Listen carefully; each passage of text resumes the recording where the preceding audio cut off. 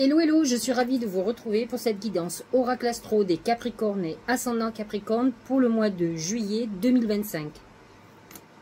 La saison du Cancer est une saison importante pour vous parce que le Cancer est votre signe complémentaire et opposé. Donc, quand c'est l'année du Cancer, quelque part, c'est un peu votre année. Ça veut dire quoi? Ça veut dire que vous êtes à la moitié de votre parcours. C'est-à-dire qu'il y a 6 mois, c'était l'année du Capricorne. Et donc, nous arrivons presque, j'ai envie de dire, au bilan. Vous devez réfléchir sur ce que vous voulez faire des 6 prochains mois. Des 6 prochaines années. Pardon. Mais en tout cas, il y a 6 ans, c'était l'année du Capricorne. Donc c'est vrai que cette phase est une phase charnière, très importante de réflexion. Et c'est une période très positive pour vous. Même si Jupiter est en opposition, il n'est jamais complètement négatif, je vous l'ai déjà expliqué. Donc nous avons le soleil qui est rentré en Cancer le 21 juin et qui en sortira le 22 juillet. Il va toucher les 3 décans. Il va illuminer votre maison 7, la maison du couple, la maison des associations, la maison des contrats et de tout ce qui est justice. Et donc Jupiter est installé dans cette maison. Donc dites-vous que si vous êtes Capricorne, il y a des grandes chances que vous soyez une personne en train de réfléchir sur le couple. Alors, si vous êtes en couple, soit ça passe, soit ça casse, soit vous allez vous engager. Jupiter peut être l'engagement, le mariage, comme la volonté de faire un enfant, par exemple. Ça amène un engagement. Ça peut être un pacte, ça peut être la vie de couple, ça peut être un achat immobilier ensemble, mais ça peut être aussi un divorce. Jupiter peut amener la justice tranchante qui fait se séparer les gens parce que ça ne fonctionne pas. Ensuite, au niveau professionnel, vous pouvez être associé ou vouloir vous associer. Vous pouvez être en train de travailler sur un projet à 2, mais comme vous pouvez aussi, Jupiter peut trancher et vous amener la séparation avec un ou une associée. Donc ça, c'est primordial de le comprendre. Et c'est vrai que la nouvelle lune du 25 juin a été très importante à ce niveau-là, puisqu'elle était positionnée dans votre maison 7. Elle a mis en exergue ces thèmes-là, hein, liés au couple et aux associations. Et attention, vous avez une pleine lune le 10 juillet à 18 degrés 50 dans votre signe, qui va être hyper importante si vous devez vous associer ou vous désassocier, si vous devez vous mettre en couple ou vous séparer, ou si vous devez concrétiser votre couple. Donc, voyez ce qui va se passer entre ces 2 lunes, c'est très important. Et en plus, au moment où je fais cette vidéo, nous avons un premier quartier de lune en balance qui est très important, qui est un réajustement de ce qui s'est passé à la nouvelle lune. Donc, si vous avez des démarches à faire, c'est aujourd'hui de le faire, c'est très important. Nous allons ensuite avoir le soleil qui va passer dans votre maison 8, maison de la transformation, maison de l'argent aussi, des gains et des pertes, des héritages aussi. Et donc, il va démarrer, là, il touche que les premiers décans, donc les Capricornes de décembre. Mercure, lui, est déjà installé en Lion, il est entre 5 degrés et 15 degrés, donc il touche le premier et le deuxième décan, et il va vous faire vous focaliser sur l'argent, sur des pertes financières, sur des investissements, sur un héritage, peut-être êtes-vous dans une phase pour signer des documents. Attention, nous avons Mercure qui est rétrograde à partir du 19 juillet, et là, il faut lever le pied. C'est pas le moment de signer quoi que ce soit. Ça ne serait pas à votre avantage ou ça peut créer des problèmes. Mars est en Vierge. Alors, la Vierge est un signe de terre comme vous, donc elle est très en harmonie avec vous. Ce Mars en Vierge va beaucoup vous aider puisqu'il va vous faire agir de façon pragmatique, réfléchie. Et donc, il va toucher les 3 décans. Il est entre 7 et 25 degrés. Il va faire les 3 décans des Capricornes. Il va vous pousser à agir. Il va vous apporter aussi de nouvelles opportunités qui vont s'ouvrir à vous. Nous avons le Gémeaux, qui est dans votre maison 6, la maison de la santé et du travail. Nous avons Vénus et Uranus qui vont être conjoints, qui sont positionnés en Gémeaux, qui vont se retrouver le 7 ou 8 juillet, puisque Uranus et Vénus seront... alors, Vénus ne sera plus à 0 degré, mais Uranus sera à 0 degré du Gémeaux. Donc, Uranus rentre dans cette maison 6, ce qui va amener à beaucoup de Capricornes, et plus particulièrement les premiers décans, les tout débuts, ceux qui sont du 22. C'est exactement notre président, qui est Sagittaire encore, est à la limite du Capricorne. Donc, il est dans cette phase. Il a actuellement Uranus en carré en Taureau. Et là, il va avoir Uranus opposé, même si pour le moment, il n'est pas opposé. Mais en tout cas, Uranus est à 0 degré. Dans tous les cas, il va toucher les Capricornes du tout début. Alors, le Gémeaux, ce n'est pas obligatoirement l'idéal, mais il va amener des événements imprévus en maison 6, la maison du travail et de la santé. Donc attention, attention à votre santé. Vous pourriez avoir un certain nombre de mauvaises surprises. Dans tous les cas, prenez soin de vous. Ce qui est plus intéressant, et là ça ne touche que les derniers décans, c'est que Vénus et Uranus vont être conjoints. Ils y sont d'ailleurs cette semaine, parce que ils y sont autour du 4 juillet. Et Vénus va être en conjonction avec Uranus à 29 degrés. Donc ça touche vraiment les Capricornes qui sont presque Verseau, 19-20 janvier. Et donc ça peut amener un booster énorme au niveau et des finances et de l'amour. Donc une rencontre improbable, un coup de foudre, quelque chose de très important pour vous.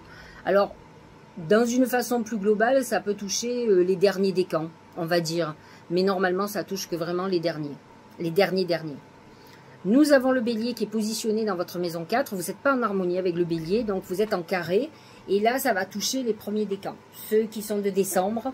Et donc, vous allez avoir un carré Saturne, un carré Neptune pour ceux qui sont nés autour du 23, 24, 25 décembre. Et donc, Saturne va vous mettre en épreuve au niveau du foyer, de la famille. Neptune aussi. Donc c'est le côté familial et foyer qui va être impacté. Enfin, nous avons Pluton qui est en Verseau. Alors, il a quitté votre signe et donc il s'est installé dans votre maison 2 qui amène des transformations très importantes dans vos finances. Pluton est positionné entre 3 et 2 degrés et il est rétrograde actuellement, mais il reste dans le Verseau, donc il amène des bouleversements très importants au niveau de vos finances. Comme je vous disais, il y a une pleine lune dans votre signe le 10 juillet, très importante, qui va révéler certainement les problématiques de couple, d'association, etc. Et il y aura une nouvelle lune en Lion dans votre maison 8, une maison plutôt karmique quand même, qui sera le 24 juillet. Donc si vous voulez faire des vœux, vous pouvez aussi, mais la pleine lune du Capricorne, donc chez vous, est quand même beaucoup plus importante. Voyons ce que les oracles ont à nous dire. Et vous savez que je fais toujours le lien avec le ciel pour vous amener beaucoup plus de précision. C'est la bougie. La bougie, c'est deux choses. C'est la prière, c'est les vœux que vous pourriez faire. Donc on est dans une phase de réalisation de vos vœux. C'est un moment où j'ai envie de vous dire que vos prières sont entendues, que vos guides sont là avec vous, vous accompagnent. Même si vous ne le ressentez pas, même si vous n'avez pas obligatoirement des synchronicités, sachez-le, vous êtes accompagné. C'est moi qui vous donne le message au travers de vos guides. Et sachez-le, on entend vos prières et vos prières vont être exaucées. Il faut faire attention parce que la bougie amène un côté éphémère. Donc, les choses sont un peu délicates. Et c'est une manière, alors enfin, de vous dire que vous êtes connecté à un défunt ou à des défunts qui sont là et qui veulent que vous sachiez que ils sont présents pour vous. Au niveau professionnel et financier, c'est le livre. Le livre, c'est une page nouvelle qui se tourne dans votre vie professionnelle. Peut-être êtes-vous en train de faire des réajustements, des transformations. Ça peut être un projet nouveau qui démarre. Ça peut être aussi beaucoup de documents, de papiers administratifs, juridiques qui vont se signer. On est dans cette phase-là ce mois-ci. Donc, c'est un moment important. Attention quand même, si vous êtes dans cette configuration-là, à partir du 19 juillet, Mercure est rétrograde, lâchez prise. Parce que ça risque d'être très compliqué, ça crée des confusions, des retards. Donc il faut l'accepter, mais surtout faites très attention avant le 19 juillet, et c'est le moment de mettre le paquet. Au niveau de l'amour, c'est le feu. Le feu, c'est le feu de la passion. Hein, alors attention, hein, on peut avoir des conflits avec quelqu'un dont on est amoureux, avec son conjoint, sa conjointe, mais ça peut être aussi le feu de l'amour qui renaît. On peut être dans une phase de passion très importante. Vénus se situe aussi en taureau jusqu'au 4 juillet, donc c'est un bon moment amoureux. En tout cas, elle était positionnée en taureau, en tout cas jusqu'à présent, hein. Nous sommes encore en juin, donc elle est dans le signe du taureau. Ensuite, elle passera en gémeaux dans la maison 6. Elle est beaucoup moins, j'allais dire, rigolote, même si le Vénus en gémeaux, elle papillonne, elle a envie d'échanger, de communiquer. Dans votre maison 6, c'est un peu moins rigolo. Elle le touchera beaucoup plus le côté routinier de la chose. Au niveau santé, c'est la baleine. La baleine représente la procréation. Donc, vous pouvez être dans une configuration, alors, soit vous avez des soucis gynécologiques, mais ça peut être aussi des réflexions pour faire un bébé. Vous pouvez être dans une période où vous avez envie de faire un enfant. De toute façon, les planètes en cancer, comme Jupiter par exemple, vont vous amener à la réflexion pour faire un enfant. C'est une bonne période cette année pour faire un bébé. Mais en tout cas, la baleine, peut-être êtes-vous enceinte aussi, hein, mais la baleine représente le côté fécondité. Donc, au niveau problème, ça peut être gynécologique. On est dans cette configuration sur ce mois de juillet. J'ai demandé à mes guides comment la chance a se manifester. Attention, il est sorti le djinn. Le djinn, ça représente le diable symboliquement. Et donc, représente tous les excès, les addictions, les obsessions. Il faut que vous fassiez attention parce que je demande comment la chance allait se manifester. Et en fait, c'est le diable qui ressort. Donc ce mois-ci, soyez très vigilants et vigilantes. Vos addictions, vos obsessions peuvent être source de malchance. Donc, soyez très vigilants. Maintenant, vous pourriez avoir des tentations par rapport à l'argent, par rapport à plein de choses. Et on vous dit attention, attention. Au niveau du Tao, c'est l'obscurcissement de la lumière. Adoption d'un profil bas, difficulté, regard tourné en premier lieu vers l'intérieur, prudence et modération, atténuation du caractère brillant. J'ai envie de vous dire que ça me fait penser au djinn. C'est-à-dire qu'en fait, on me dit que ce mois de juillet, il faut que vous soyez très vigilants et vigilantes, que vous êtes dans une situation très délicate. Ça ne veut pas dire que vous ne vous en sortirez pas. C'est bien pour ça que la bougie vous accompagne. Vos guides vous disent, on est là, ne t'inquiète pas. Tu vas avoir la réalisation. Mais peut-être qu'aujourd'hui, tu ne vois pas la réalisation. Parce que pour le moment, tu es dans le tunnel. L'obscurcissement de la lumière me fait penser à un tunnel où on ne voit pas encore la lumière et elle est au bout de ce tunnel. Mais pour le moment, on est dans les épreuves. On est dans des épreuves avec quelqu'un qui est manipulateur ou manipulatrice. C'est le djinn. Faites attention aux personnes malveillantes. Alors la chance, c'est de les découvrir, de savoir qui ils sont pour pouvoir s'en préserver, se protéger. Parce que ce sont ces personnes qui peuvent être problématiques pour votre évolution, pour la réalisation de vos projets. Et donc, on est dans une période où on peut être confronté à des démons, à ces démons-là, à nos démons personnels aussi. Donc, on est dans une période un peu délicate, mais nécessaire pour accéder à la lumière. La maîtrise, je trouve que ça correspond bien au Capricorne, puisque le Capricorne représente la maîtrise. Ce sont des gens qui veulent tout maîtriser et qui ont souvent beaucoup de problèmes avec l'amour, parce que l'amour, ça ne se maîtrise pas, on ne décide pas. Comme ils n'arrivent pas à comprendre que tout le monde ne réfléchisse pas, ne fonctionne pas comme eux, ils pensent qu'ils ont la souveraineté de la pensée, mais ce n'est pas possible. Et effectivement, on ne maîtrise rien. Vous savez, l'univers vous laisse agir pendant longtemps. Et un jour, il intervient. Et là, vous êtes dans le chaos, vous êtes sur un rafting avec une rivière déchaînée. Et vous ne comprenez plus qu'est-ce que vous devez faire, comment vous devez faire, vous êtes perdu. Surtout quand vous êtes Capricorne ou ascendant Capricorne, où votre culte, c'est la maîtrise. C'est je maîtrise tout, je suis dans la réflexion. Et non, il faut accepter aussi que la vie, elle est faite de réflexion, d'analyse, de libre arbitre, comme on appelle ça, et d'intuition. De choses que l'on ne maîtrise pas. Et seule l'intuition va pouvoir vous guider. C'est quoi l'intuition? C'est une reconnexion à vos guides, à ceux qui savent, à l'univers, à tout ce qui est ange gardien, qui vont vous donner des messages, qui vont vous dire va à droite plutôt qu'à gauche. Et donc là, faites très attention. Qu'est-ce que nous dit l'oracle? Pour passer dans la maîtrise, il vous faut accepter le chaos. Il prouve que votre vie change.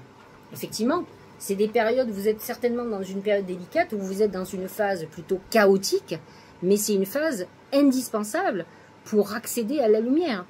On ne trouve pas l'équilibre sans le chaos. C'est impossible. C'est-à-dire qu'aujourd'hui, voyez ce qui est déséquilibré dans votre vie et vous êtes en train de faire les choses qu'il faut. Par exemple, vous avez un souci de santé.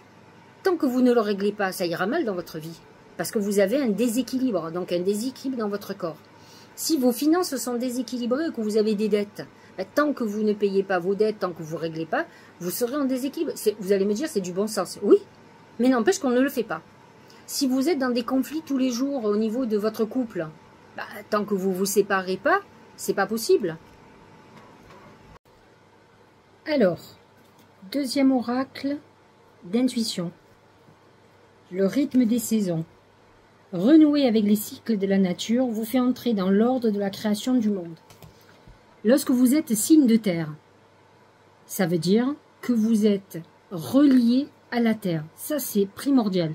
Donc, la terre est votre élément. Donc, de toute façon, vous reliez à tout ce qui est naturel, c'est-à-dire la forêt, la campagne, tout ce qui est lié à la terre. Faire du jardinage, par exemple, va vous apporter un meilleur équilibre, va vous permettre de revenir à l'essentiel, à ce dont vous avez besoin. Le Capricorne a un besoin d'ancrage, de stabilité. Il a besoin de comprendre les choses, qu'elles soient logiques, qu'elles soient pragmatiques.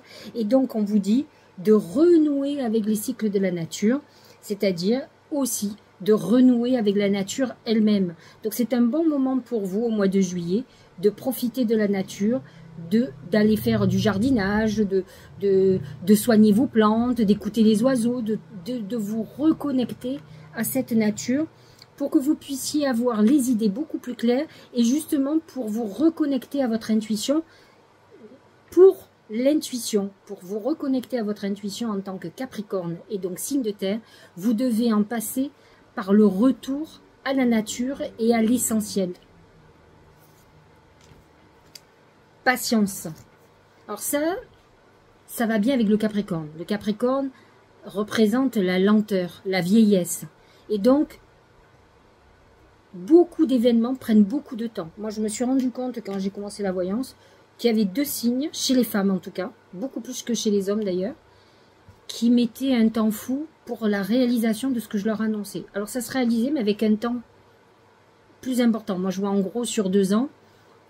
Mais là, ça mettait 5 ans, 6 ans, voire plus.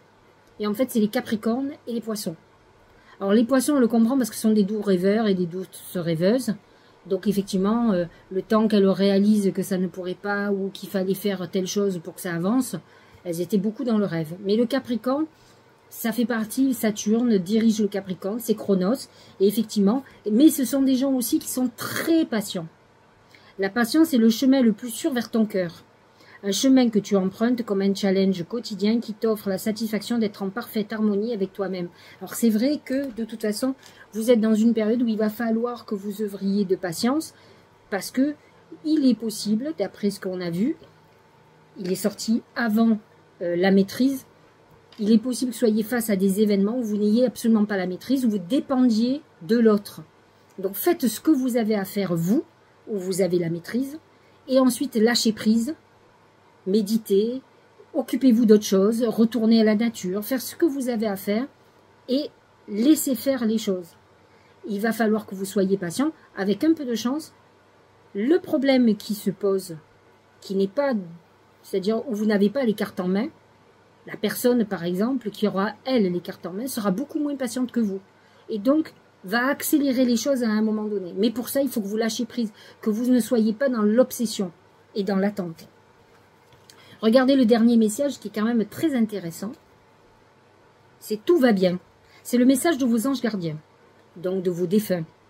Ne vous inquiétez pas, tout se déroule merveilleusement bien. Ce qui veut dire, quand nous avons commencé cette guidance, c'était la bougie. Je vous ai dit, c'est une connexion à vos défunts, à vos anges gardiens, c'est vos prières. Ils vous disent qu'ils sont là et qu'ils vous ont entendu, que vous serez réalisés. Et nous clôturons cette guidance par tout va bien. Une guidance où on vous dit, ne t'inquiète pas, je suis là. Et nous savons déjà que ton aboutissement est favorable. Que tout se déroule normalement, même si vous, au quotidien, vous ne le voyez pas, vous ne comprenez pas. Vous avez l'impression que ça bloque, que ce n'est pas à votre avantage. Vous avez la pression. Lâchez prise. Faites-leur confiance. En tout cas, Ils ont été hyper puissants, hyper présents dans cette guidance, puisque nous avons commencé avec leur message et nous terminons avec leur message. J'espère que cette guidance vous aura éclairé, amis Capricorne et ascendant Capricorne, surtout que vous êtes hyper pragmatique, donc vous avez du mal à laisser vivre votre intuition, alors que je connais beaucoup de Capricornes, et les femmes en particulier, ils sont dans l'hypersensibilité, mais se protègent beaucoup par du pragmatisme ou par un certain nombre de choses. Alors, lâchez prise et faites confiance à vos guides. Faites ce que vous avez à faire, et ensuite vous lâchez, vous laissez faire les choses. Une fois qu'on a fait tout ce qu'on devait faire, qu'est-ce qu'on peut faire de plus? À part laisser les choses se mettre en place, comme un puzzle. Je vous embrasse. N'hésitez pas à liker, à mettre un commentaire, à partager cette vidéo à un petit Capricorne ou un ascendant Capricorne qui saura se reconnaître dans cette vidéo. À très bientôt.